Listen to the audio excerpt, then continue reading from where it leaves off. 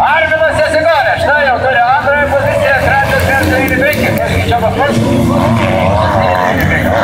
Jūs, jo. Trečioje pozicijoje Justas.